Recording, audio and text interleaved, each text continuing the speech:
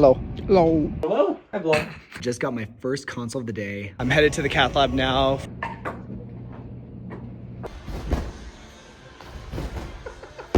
Oh. Got it. Oh my god. Nice. Man, it would really suck if I got a consult right now.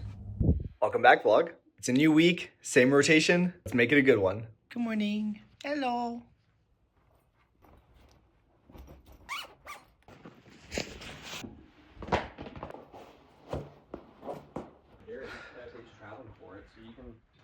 I had. Hello. Hi, vlog. Nice.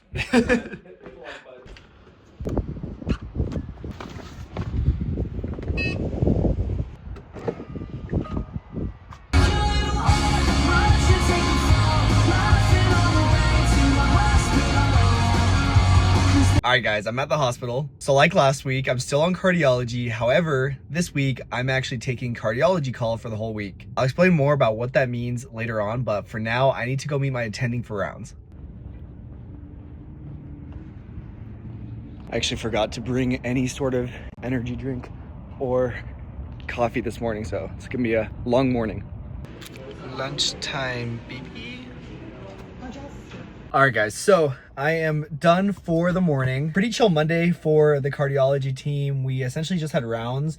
We were supposed to do 2 cases that both got canceled for different reasons, which is something you learn to expect, you know, being a resident or just a physician in general in the hospital. Cases will get canceled, cases will get added on. Your day-to-day schedule can change from what you expect it to be. So this morning we thought we were gonna have 2 cath lab cases and we ended up having 0. So pretty chill morning, just got to focus on seeing our patients, you know, following up on things, working on their, you know, treatment plans, talking to them about it. And so now I am on call for the rest of the day. So taking call is something you do in residency all the time. It's a very common thing, something you have to get used to. Almost every service in the hospital has some sort of call built into it. It just means that you're responsible for going and seeing the patients for that service if needed. So for example, I'm on the cardiology service right now. So if any of the primary care teams or the ER doctors want a cardiology consult on their patients, I'm the one who has to go and see them. So the busyness of my day can absolutely vary depending on how rough today's call is. If we get a bunch of cardiology consult requests, you know, in the hospital today, I'm gonna have a lot of patients to see.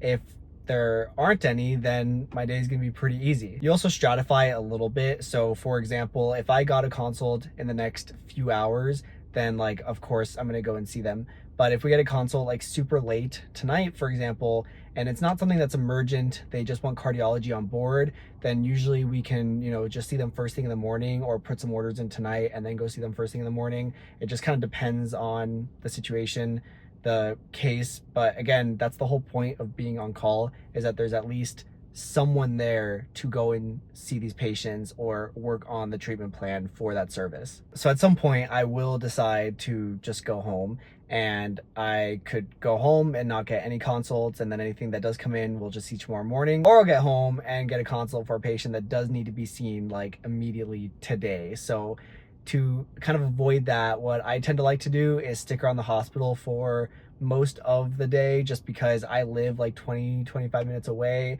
and that would just be really inconvenient if I drove all the way home and came back. So I typically try to wait till later in the afternoon to, you know, risk taking the rest of my call from home. Taking home call is actually quite common. It's actually one of the ways that you kind of get around, you know, breaking or breaching your duty hours. If you take home call, it's technically not really considered towards your like timesheet, I believe. So home call is actually pretty common for people to take, and you hear all about physicians who have to get up in the middle of the night and go see consults. That's because they're taking home call. So that's kind of what I'll be doing the latter half of the day. I don't think we take night call on the service. I'm pretty sure our call shift ends at like 7 or something, and I think that there's like a different provider overnight, I believe. I need to verify that, but that's my understanding. Anyway, that's enough talking. I just kind of wanted to explain broadly what call means and what it looks like. So my plan now is to kind of just hang out. I'm going to grab some lunch, probably just hang out with some of my other co-residents that are here on medicine or also taking call for other services. And yeah, I'll update you guys if we get any consults. Yeah, that's true. We didn't give him a chance. That's fine. Oh, Nice. Nice. That was Who so was a good. pro ping I pong? got that on video too. That's the shot that's going That in. was really, yeah, I'll put that in the vlog. That was really good. All right, guys. So it's about 4 o'clock. Pretty quiet day in the hospital. Honestly, I got like one pretty soft cardiology consult, nothing too crazy. So I'm gonna start heading home, try to beat the traffic, and hope that there isn't another consult that needs to be seen today, because then I would have to turn around and drive straight back. I guess we'll see.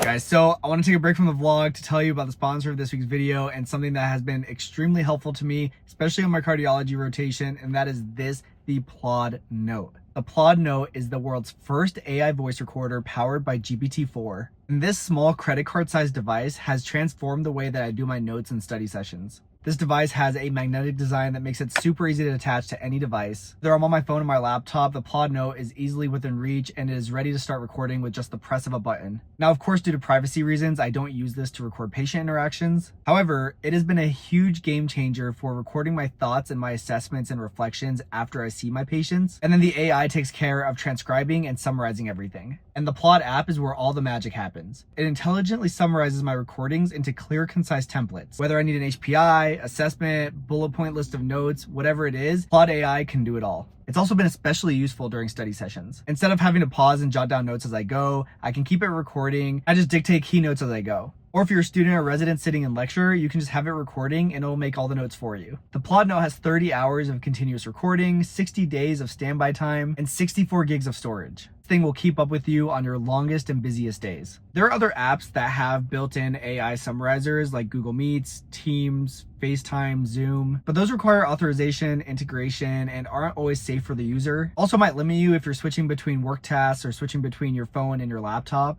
On the other hand, having a physical device like this is so much simpler and safer, and rather than having to manage the permissions and authorizations, you can literally just start recording with the press of a button. No extra setup needed. Also, the summaries that Plod produces versus like the iPhone iOS 18 summaries look so much more professional. The templates are better, so it's overall just a better AI transcriber. So whether you're a college student, medical student, or a resident like me, the Plod Note is a powerful device to make your days easier. Give it a try and see if it can enhance your workflow. And thank you so much to Plod for sponsoring this week's video. Morning, guys. Happy Tuesday.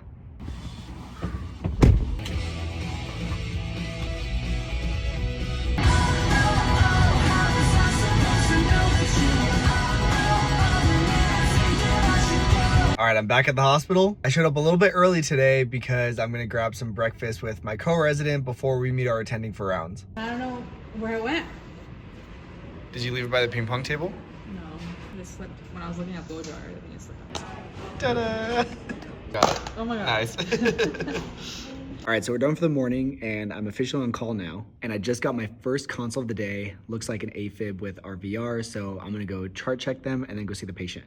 All right, guys, so I've seen a couple of consults this afternoon, one of them being a patient with AFib. So that is when the atria and the ventricles of the heart are not contracting with basically any coordination. It can be dangerous, you know, it can cause hemodynamic instability. You can have clots and that can cause bigger problems. That we try to control the rate with medications. And if that doesn't work, we can cardiovert them, which is basically shocking them to get the heart back in rhythm. And if that doesn't work, we can do what's called an ablation. Anyway, I still have a couple hours left of my call shift, but I think what I'm gonna do is I'm gonna drive over to the circus gym that I train at because it's like just a couple minutes down the road from here and try to get some training in. And if I get a consult, then I can just get in my car and drive back to the hospital and still be here in like 5 minutes. So I feel like that's actually a pretty good way to spend your call shift and, you know, make it kind of productive rather than necessarily just sitting here all day, especially, you know, this late into the day. But as always, there's a risk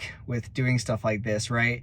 You know, if you're taking home call, you can do stuff, you can make plans, like I'm gonna go try to do some training, but there's always the risk that if you get a consult, you're gonna have to come back to the hospital. But again, you kind of weigh the pros and cons there. I'm gonna give it a go. Hope I don't get another consult, but if you guys see a clip after this of me going back to the hospital, then just know that I made the informed decision to try to get some time to myself and do some training. All right, let's go to the gym.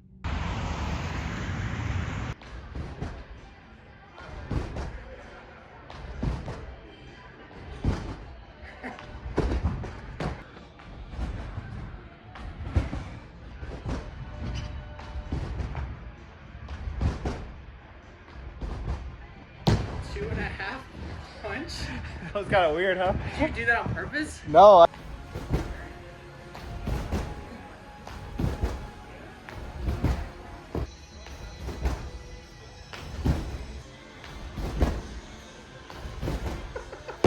Oh.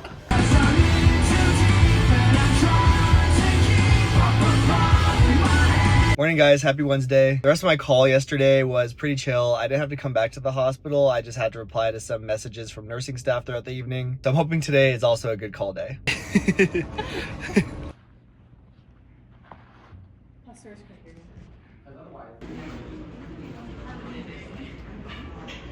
All right, this morning and rounds were pretty good. Now we're on call. I'm headed to the cath lab now for a cardioversion for a patient that was in AFib or is in AFib and failed pharmacologic therapy. Fun day. Hello. Hello. We got D-Bugs. He's on ICU. I am. Getting some fresh air, as you should. I have to figure out a trach and a peg for somebody, so that's my afternoon. Oh no. How do you like the ICU? Still okay? It's great. It feels less routine. There's different workups for different people. Like last night we just had somebody with a spleen lac walk in the door into the ER, immediately had to go to the OR. They started transfusing, etc. Like you feel like you're doing Feels more like important actionable things. stuff. Yeah. Yeah. Sick, man. Well, hopefully the rest of your day is quiet. Quiet. I said the Q word. Don't say, no. All right, it's like 4 o'clock or so. I start heading home. There's a lot of traffic if I wait any longer, so I'm gonna take the risk and hope I don't get another consult. Hello.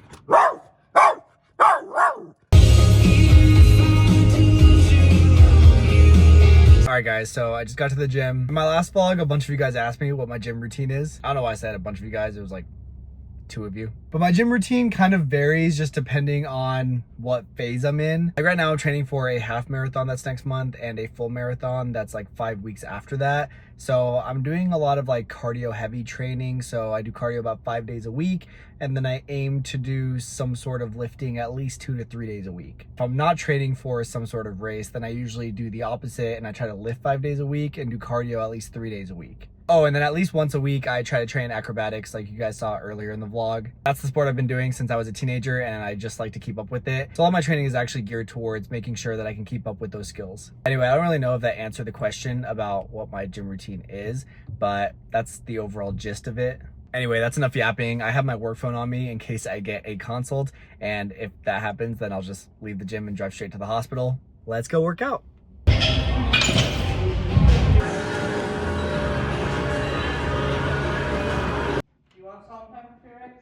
I'm okay, thank you. Morning, guys. Happy Thursday. Hey, Chippy, good morning. I love them so much.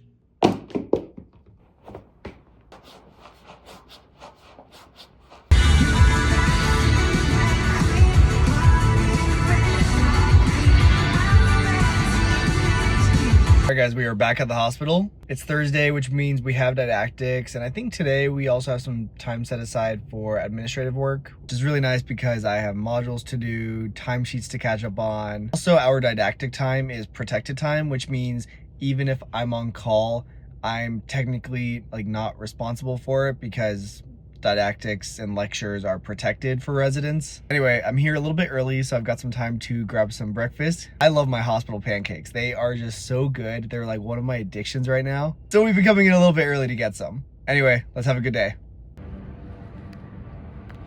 Just a TE cardio version. All right guys, so it is nighttime now. I've been really bad about vlogging today, but we did just get done with a like meet and greet or open house for some of the medical students that are applying to our residency program. It's kind of crazy to think that just a year ago, I was in their position and I was going to interviews and meet and greets with various residency programs and the different faculty and residents at those programs. And now I'm one of the residents that is at a program that people want to come to. I think it's important to remind ourselves of our progress in life, and sometimes seeing other people who are looking up to you in your position is a good reminder of that. Anyway, that's it. I'm off call for the day, so I'm just gonna relax for the rest of the night, and I will catch you guys tomorrow. Morning, guys. Happy Friday. It's the end of the week, baby. Just gotta make it through today, and then I get to enjoy my weekend off. All right, let's go to work. One last chewy clip for the vlog. Yo, I swear, bro is always eating.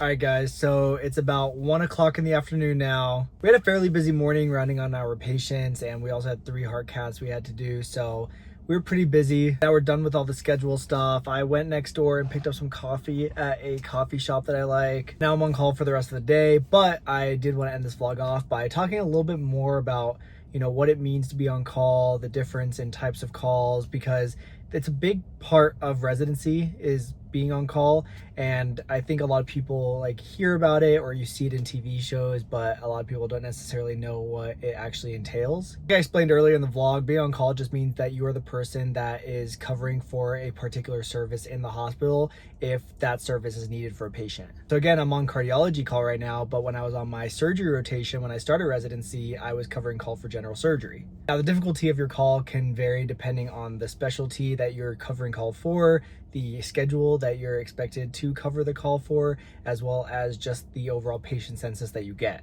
For example, my call on cardiology is actually not very bad. It's really just for the day, and then there is another provider that takes call overnight. My call is also technically home call, like I'm not expected to physically be at the hospital. However, I just need to be available to come back to the hospital. But as you guys have seen, I typically try to hang out until at least 3 or 4 before I leave the hospital, mainly because I live kind of far away and don't want to have to drive back if I do need to go see a patient. Some services will require you to do a 24-hour or even like a 36-hour in-house call, which I'm sure you guys have seen in TV shows or some other YouTubers that have, you know, vlogged their call shifts. You see that a lot on things like surgery, like orthopedics or plastics or other inpatient services. Those call shifts are a lot tougher and they're a lot more intense usually versus the call that I took this week. For example, I think all of us can agree that taking a surgery call shift for 36 hours is much more difficult and demanding than taking